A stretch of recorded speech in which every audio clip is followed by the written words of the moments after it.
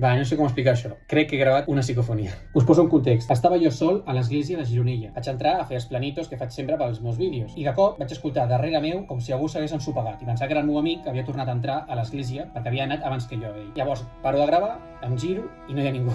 Llavors, aquell so, jo que sé, podria haver sigut algo estrany, però bueno, és que no hi havia ningú, no vaig veure res caure, era molt raro, era com si alguna persona s'hagués ensopegat per mi. I a més, ara escoltant l'àudio, veig que s'escolta com una petita melodia, com si algun xaval cantant o un nen, sembla. I si fos algun nen, de veritat, que s'hagués posat a cantar o alguna cosa, o a cridar o el que fos darrere de l'església, no s'hauria pogut escoltar perquè el micro el portava jo sobre el meu pit i vaig fer la prova de que si l'Arnau es posava a parlar, en el meu costat s'escoltava superfluix. Llavors, per pillar un àudio d'un nen a fora de l'església era impossible que el meu micro el pogués agafar.